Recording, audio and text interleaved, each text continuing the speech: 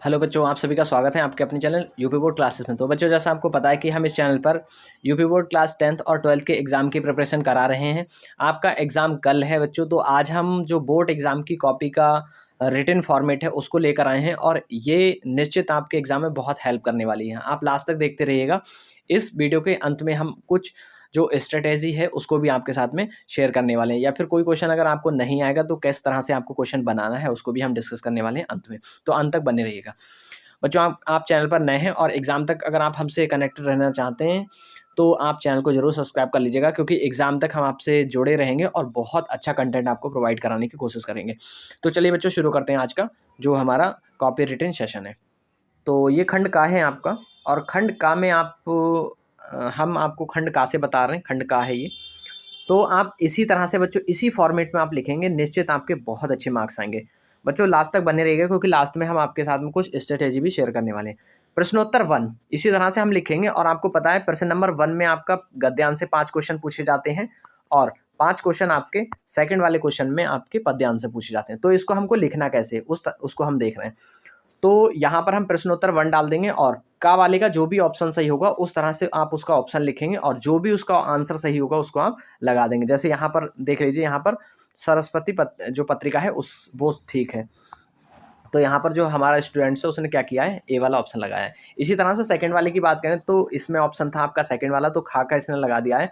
तब की बात और थी। इसका पेपर आपको स्क्रीन पर हम लगा देंगे, उसको भी देखते हुए चलिएगा पहले का कौन सा ऑप्शन है, क्वेश्चन क्या पूछा गया है। आपका जो फोर्थ है, फोर्थ ये है आपका, यहाँ पर मतलब थर्ड का फोर्थ ऑप्शन है गुलाब राय, और जो आपका घा वाला है उसका ऑप्शन पहला वाला करेक्ट है ललित, ठीक है। और जो अड़ा वाला है उसका आपका थर्ड सही है रिपोतार। तो इस तरह से इन्होंने ऑप्शन लगाए हैं। अब हम नेक्स्ट वाले की बात करेंगे, पद्यांश की।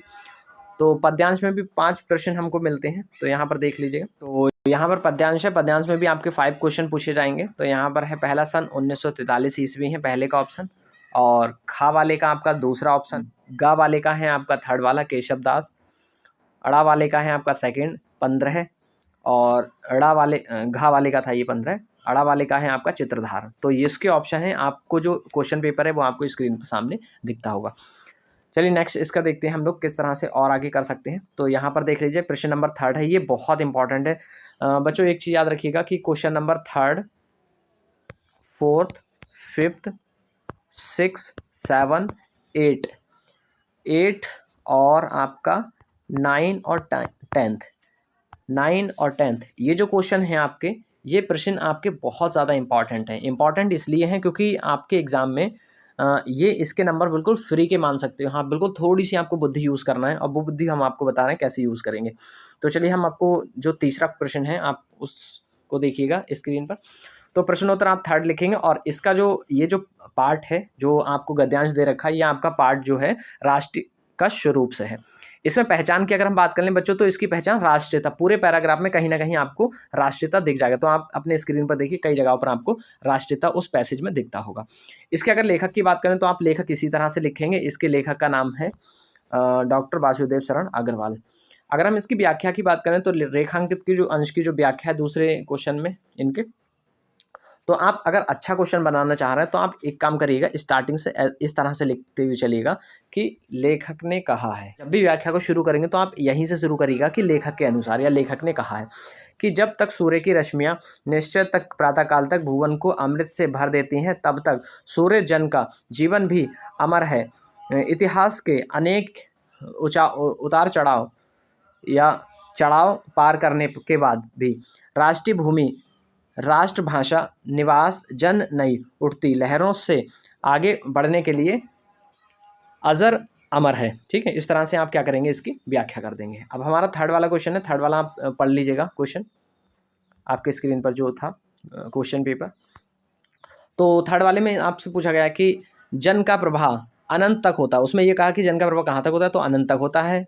सहस्त्रों वर्षों से भूमि के साथ राष्ट्रीय जन के तथास्थ प्राप्त किया है। ठीक है, इसी में 4th वाला है आपका कि इतिहास के अनेक उतार चढ़ाव पर पार करने के बाद भी राष्ट्र निवास जन उठती लहरों से आगे बढ़ने के लिए अजर अमर है। ठीक है, ये ऑप्शन आपके एज इट इज़ आपके पैराग्राफ में मिल रहे हैं, आप देख लीजिएगा, बहुत अच्छे से इसको समझिएगा। इसी का 5th क्वेश्चन आपको मिलेगा। ये जितने भी क्वेश्चन थे आपको पैराग्राफ जो पहला था आपका गद्यांश, उसमें 5 क्वेश्चन मिलेंगे और पर क्वेश्चन आपके 2 मार्क्स का होगा। 10 मार्क्स आपको गद्यांश से और 10 मार्क्स आपके पद्यांश से मिलेंगे। मतलब इसका मतलब है 20 नंबर आपके पक्के हैं गद्यांश और पद्यांश से।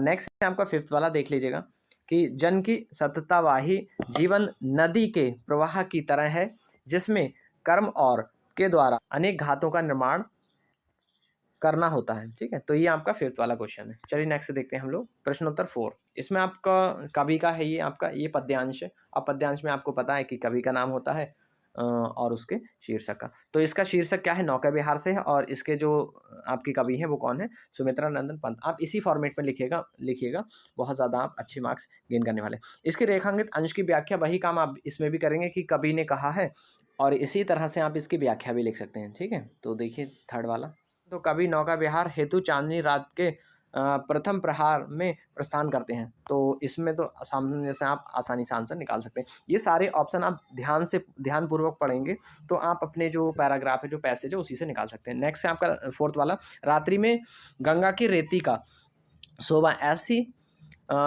ऐसी प्रतीत हो रही है जैसे मानो कोई मुस्काती हो। ठीक है, इस तरह से इसका 4था था। अब इसका 5वां अगर हम बात कर लें तो 5वां, छोटी छोटी नाव अपने पाल रूपी पंख खोलकर सुंदर व हंसनियों के समान लग रही हैं। ठीक है, तो इस तरह से जो कवि हैं उन्होंने ये कहा है।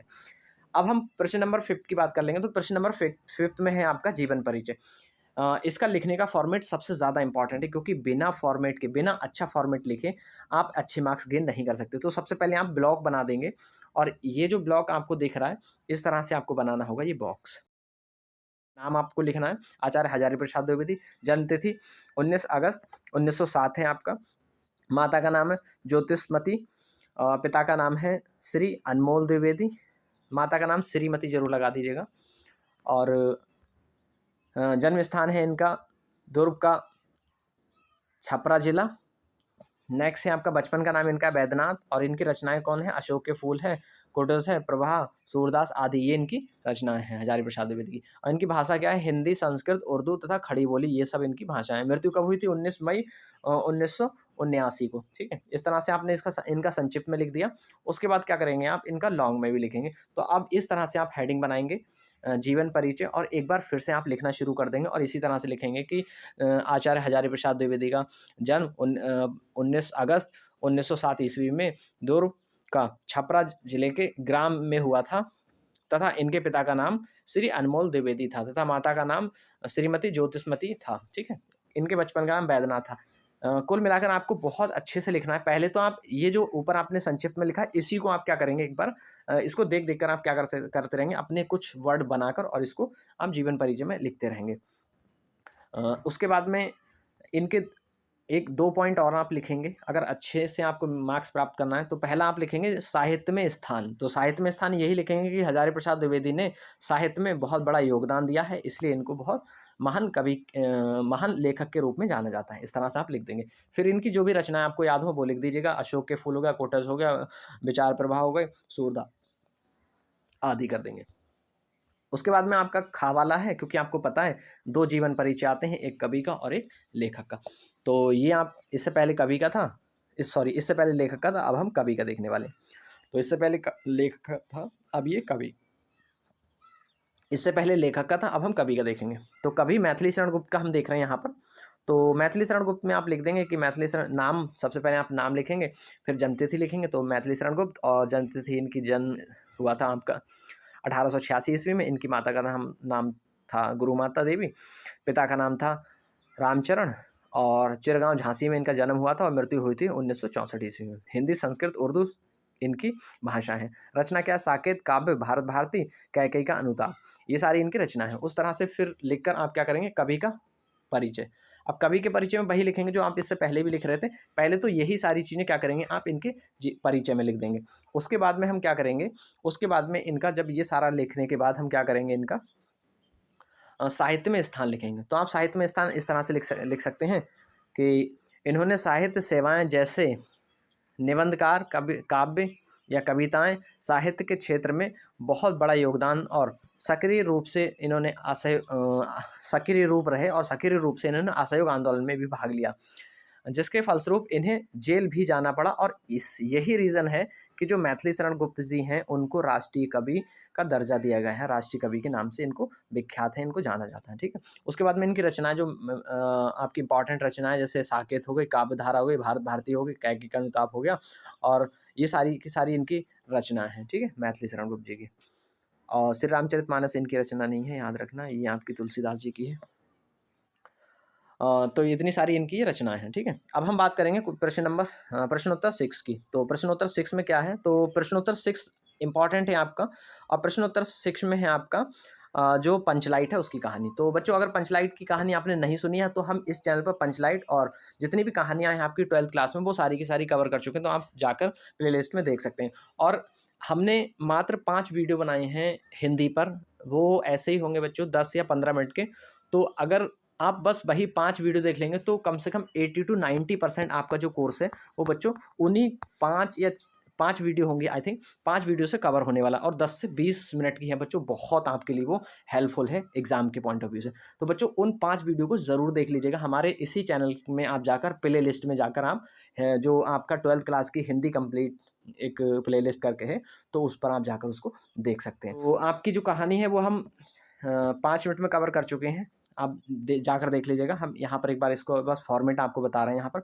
तो आप इसका लिखेंगे, पहले मुख्य बिंदु लिखेंगे, मुख्य बिंदु में आप लिखेंगे लेखक का नाम है फणीश्वर नाथ, और सरपंच जी हैं जो गांव के मुखिया हैं वो सरपंच जी हैं, और गुलरी काकी सरपंच की पत्नी है, और मुनरी सरपंच की बेटी है, और जो गोधन है वो मुनरी का प्रेमी है। ठीक है, और जो कहानी है इन्हीं 4-5 लोगों के इर्द गिर्द पूरी कहानी घूमती रहेगी। हमने बहुत अच्छे से सुनाई ये कहानी, आप सुन भी सकते हैं हमारे इसी वाले चैनल पर जाकर। ठीक है, बहुत कम समय में हमने सुनाई। तो आप इस तरह से पहले तो ये मुख्य बिंदु लिखेंगे इतने सारे, उसके बाद में आप क्या करेंगे, यहाँ पर कथा वस्तु लिखकर और इसकी पूरी कथा वस्तु लिखना है आपको। ठीक है, इस तरह से आप कथा वस्तु लिखेंगे। आप 1 से 1.5 पेज की लिख सकते हैं, जिससे आपको मार्क्स आसानी से मिल जाए, है ना। ये स्टूडेंट है इन्होंने 2.5 पेज का लिखा है, तो ये अच्छा लिखा है इन्होंने भी। आप भी चाहें तो आप 2 पेज का लिख सकते हैं, आपकी स्पीड अगर तेज़ है तो आप 2 पेज का लिख दीजिएगा, नहीं तो आप 1.5 पेज का भी लिखकर काम चला सकते हैं। चलिए प्रश्नोत्तर 7 की बात कर लें। 7 में भी एक आपकी स्टोरी आती है, कहानी आती है।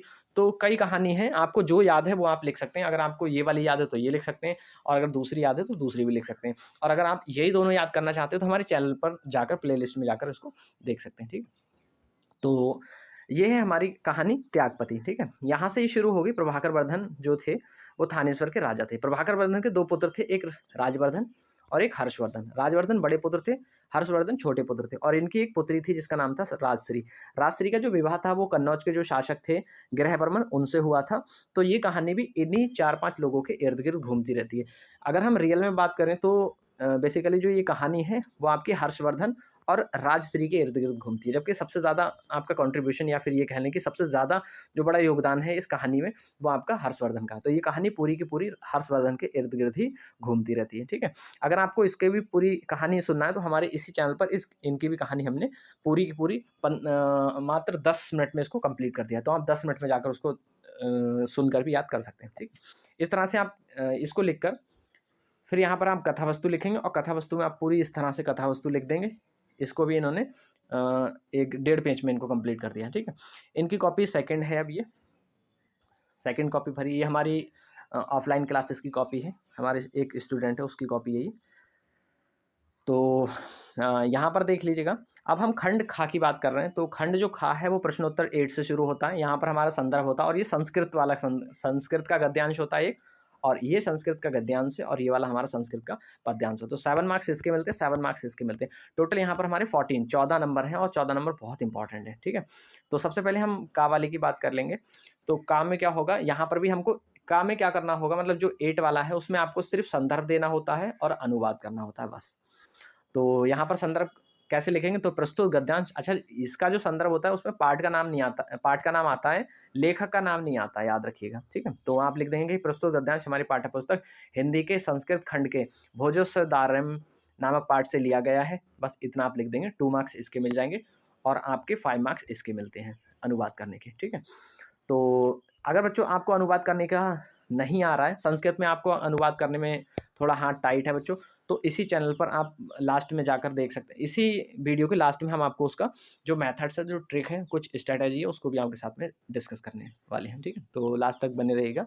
और बच्चों प्लीज़ अगर आपको ये अच्छा लग रहा है तो प्लीज़ इसको सब्सक्राइब जरूर कर लीजिएगा, क्योंकि एग्ज़ाम तक हम आपके जितने भी सिलेबस है, जो भी सब्जेक्ट हैं आपके, उन सभी के शॉर्ट वीडियो और बहुत अच्छे वीडियो और बहुत अच्छा कंटेंट आपको प्रोवाइड कराते रहेंगे। और अगर आपको नोट्स भी प्राप्त करना है PDF निःशुल्क फ्री ऑफ कॉस्ट, तो हमारे जो टेलीग्राम है उसको भी ज्वाइन कर सकते हैं। टेलीग्राम ग्रुप का लिंक हम इस वीडियो के डिस्क्रिप्शन में आपको प्रोवाइड करा देंगे, ठीक है। तो यहाँ अनुवाद अब देखिएगा, अनुवाद आप इस तरह से करेंगे, ये भौजस्य दारम से है। तो यहाँ पर लिखेंगे, इसके पश्चात आप स्क्रीन पर इसका वो भी देख सकते हैं, क्वेश्चन जो पेपर है उसका। इसके पश्चात द्वारपाल ने राजा से आकर कहा, हे राजन, कोई विद्वान लंगोटी पहने द्वार पर खड़ा है। राजा ने कहा, जल्दी प्रवेश कराओ। उस विद्वान ने राजा को देखकर कहा, हे राजन, मेरी ग्रह दशा सुनिए। इसके पश्चात विद्वान ने कहा, आज मेरी मनोदशा नष्ट हो गई है, हो जाएगी। राजन ने कहा, हे विद्वान, तुम रोते क्यों हो? आंसू पोंछिए और मुस्कुराइए, जैसे भी होगा सब अच्छा होगा, ठीक है। इस तरह से इनका क्या हो गया, ये अनुवाद हो गया। इसी तरह से आप खा वाले का करेंगे। ये खा में दरअसल श्लोक होता है, तो श्लोक की अब हम बात कर लेते हैं, ठीक है। तो श्लोक में क्या होगा, श्लोक भी आपका दे रखा, और ये श्लोक किस पार्ट से, सुभाष रत्नानी से, ठीक है। तो किस तरह से आप लिखेंगे, संदर्भ में वही लिखेंगे कि प्रस्तुत श्लोक या पद्यांश हमारी पाठ्य पुस्तक संस्कृत खंड के सुभाष रत्नानी से लिया गया है, नामक पाठ से लिया गया है, बस इतना लिख देंगे। उसके बाद में जब आप अनुवाद करेंगे तो इसका भी अनुवाद उसी तरह से आपको करना है जैसे अभी आपने पहले वाले का किया था, ठीक है। तो ठीक है, इसका क्या हो गया, अनुवाद हो गया। नेक्स्ट हम देख रहे हैं, यहाँ पर देखिएगा, काफ़ी इंपॉर्टेंट है। यहाँ पर अपना उल्लू सीधा करना, ये मुहावरे हैं बच्चों। अगर आपको मुहावरे भी पढ़ना तो मुहावरे हम 41 मुहावरे मात्र 5 मिनट में कवर कर चुके हैं। इसी चैनल पर प्ले लिस्ट में एक वीडियो है 5 मिनट की, आप 41 मुहावरे पढ़ लीजिए 5 मिनट में मात्र। आपका पूरा जो पेपर है वो समाप्त इसी में हो जाएगा। उन्हीं 41 में से आपको 100% एक मुहावरा मिल ही जाएगा, ठीक है। 4 आते हैं, 4 में से आपको एक ही लिखना होता है। तो मुहावरा लिखना होता है और उसका क्या करना होता है, अर्थ बताना होता है। तो यहाँ पर है अपना उल्लू सीधा करना, इसका अर्थ है अपना काम निकालना, और आप इसका प्रयोग भी करेंगे। तो आप प्रयोग कर देंगे, जैसे इलेक्शन के समय या चुनाव के समय नेता वोट मांगकर अपना उल्लू सीधी सादी जनता से वोट मांगकर अपना उल्लू सीधा कर लेते हैं, इस तरह से। अब प्रश्न नंबर 10 है आपका। प्रश्न नंबर 10 काफ़ी इंपॉर्टेंट है। इसमें क्या है, इसमें एक पैराग्राफ दे रखा होता है, गद्यांश दे रखा होता है। आप स्क्रीन पर देख पा रहे हैं, एक गद्यांश है और उसके नीचे 5 क्वेश्चन है। उन 5 क्वेश्चन के ऑप्शन जो है वो आपके इसी गद्यांश में से आप निकाल सकते हैं, ठीक है। ये अनसीन पैसेज है, एक तरह से आप अनसीन पैसेज कह सकते हैं, अपठित गद्यांश है ये, ठीक है। तो अपठित गद्यांश में जो पहला वाला क्वेश्चन है उसका आंसर था नदियों, समुद्रों और हीरे पन्ने जैसे दृश्य, ठीक है। ऑप्शन है आपका बी वाला, अविस्मरणीय है इसका। फसल घनी होना। नेक्स्ट है आपका कथन सत्य है पर कारण गलत है। इस तरह से आप इसके 5 ऑप्शन निकाल सकते हैं, ठीक है। चलिए नेक्स्ट हम देख रहे हैं, प्रश्नोत्तर 11 है आपका। प्रश्नोत्तर 11 में आपका जो 2 शब्द युग्म है उसको दिया गया है, अनल अनिल है। तो अनल का मतलब होता है अग्नि और अनिल का मतलब वायु होता है, तो इसका मतलब हो गया अग्नि और वायु, ठीक है। नेक्स्ट है आपका तरणी तरुणी।